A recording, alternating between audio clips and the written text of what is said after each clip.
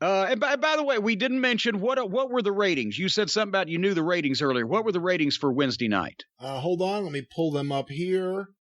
So Wednesday did the lowest that it has done since July 7th. Ouch! 878,000 viewers, or 0.33 in the key demo. Well, that's still better than Friday night's been doing, because last week Friday night was down to 500 and something. Period, right? Well, yeah, but can I ask you a question about the ratings real quick?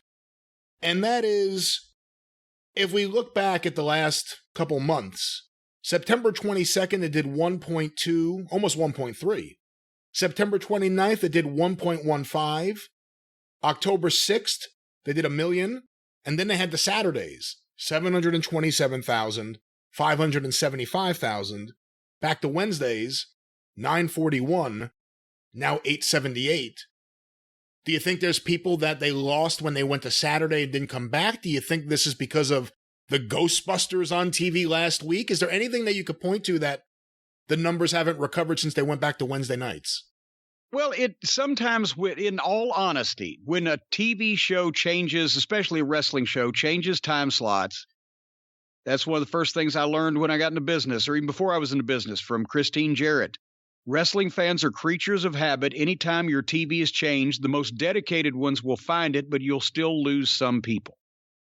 However, after a week or two of it being restored to its normal time slot, that usually rectified itself down through history, because people would be looking at that time and date, every week for their wrestling program. So they came back to a stronger number from Saturdays than they got the second week they were back off of Saturdays. So it's going in the wrong direction. It started out higher, it's going lower. So that doesn't make sense with we lost people because we switched to Saturday. What I think they lost people on was for every segment that they do that, like the one we're about to talk about, that would have fit on any wrestling program anywhere at any time period and been good. You got the Ghostbusters, and you got the guy with the hands in his pockets, and you got the stupid comedy, and you've got the people that don't believe what they're saying, and you can tell, and you got all that other stuff.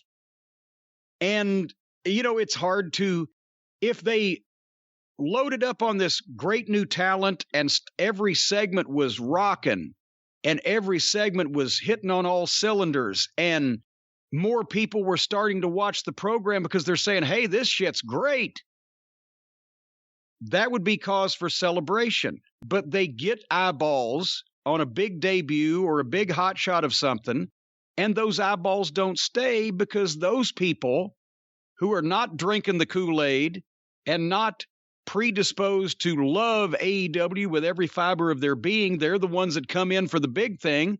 They see the other shit that looks like kids playing, and they don't come back. And they've been bumping their head on the same type of number, give or take, since they started, because there is a base audience for comedy wrestling, and the other people want to be fucking impressed.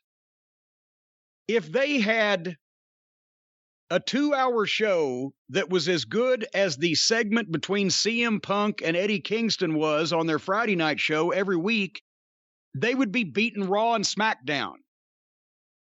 Because I have not seen anything on a wrestling program that reminded me so much of professional wrestling in years.